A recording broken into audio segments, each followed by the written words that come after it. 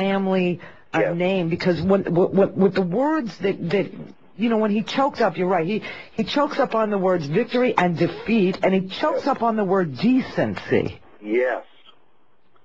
I think you're exactly right. It was really, he was very deeply unsettled by the loss of the family. Are you there? Yeah, I am. I'm just listening.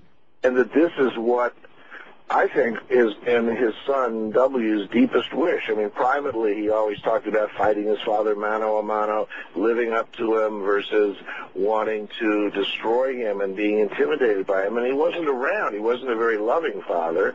And so then in public, he's done a whole host of humiliating things to his father. I mean, the most obvious one that everybody knows is how he dealt with his father about Iraq. And when Woodward asked him if he consulted his father, he said no, he consults a higher father. Yeah. And he did that again just now. He talks to his father once in a while, but I get briefings, he said the other day, and my father really doesn't know as much as I do. But it's a constant put down. Yeah, let's play that little clip. It's very short, but this is what George said about the level of information or the kinds of conversations he has with his father. The level of information I have relative to the level of information most other people have, including himself, is significant, and that he trusts me to make decisions. I love to talk to my dad about things between a father and a son, not policy.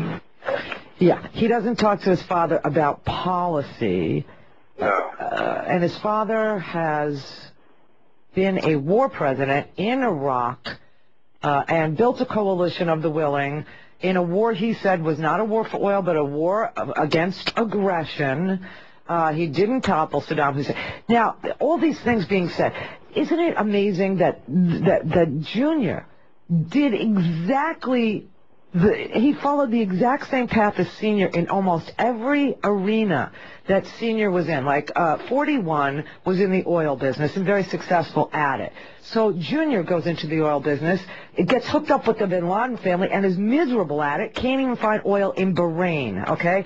Then his father played baseball for Yale. George gets into baseball but steals another family's land in order to buy his way in to ownership at the Texas Rangers corporate, the outfit, let's call it. The corporation. Right. And then his father becomes president, and so he steals the presidency twice.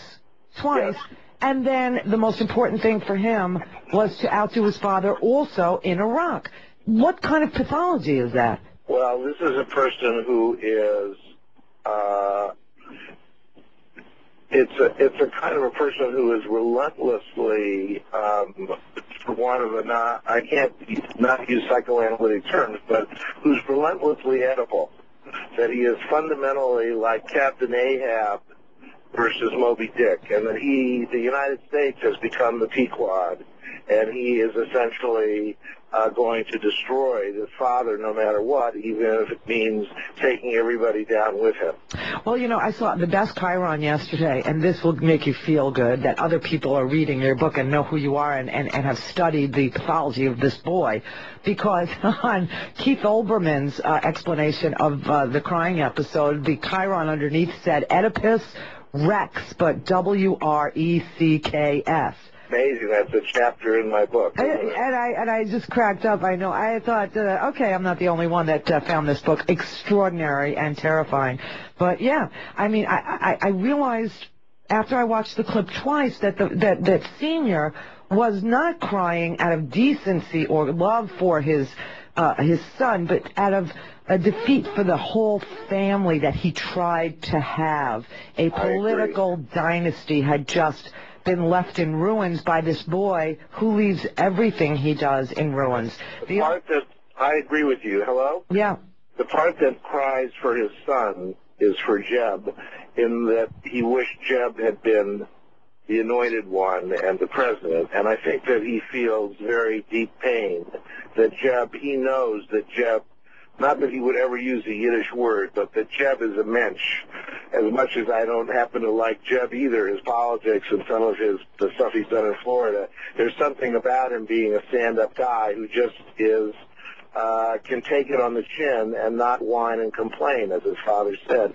And his son, his number one son, the only way he can not whine is either to drink or to be totally indifferent and say, I don't care, doesn't matter. Yeah, I think it's obvious that Senior loves Jeb more than he loves George, and that George has probably felt this his whole life, which contributes. I think so. Yeah, which contributes to his willingness to do anything and everything he can to kind of shove it up 41's behind. I mean, it's like this is why I brought up that in the book that he is full of sadism, and it seems like the object of most of his sadistic behavior and his will comes is focused on his father. I mean, everything that he does is to do his father one better. You know what I mean? Just to humiliate 41. Is there any truth to this thought that he's trying to get Daddy out of the way so he can have Mommy all to himself? I think he doesn't really like Mommy that much. Oh, do you? I think it's much more to just get Daddy out of the way. He is essentially, his way of dealing with the rest of the world is to be like his mother. So I don't think he wants to get his mother. He is actually like her. He is sarcastic. He can be destructive. He can be indifferent the way she was with those Katrina victims. And he can really be extremely nasty. The way he treats the press in the press conferences is the same way he was treated by his mother as a child at home, with sarcasm and nastiness.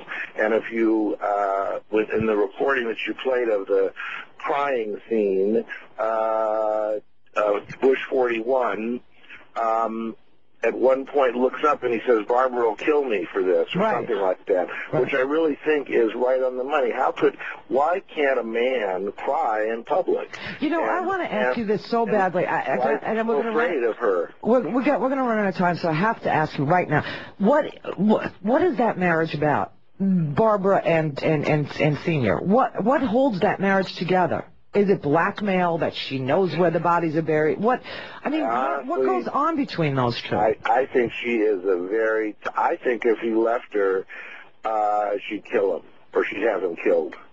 I think that's not about blackmail, it's more about murder. I think she's a very frightening person. Really? Why don't you write a book about her? I don't know if I have the stomach for it. Thank you, Dr. Frank. Thank you. Thank you. All right.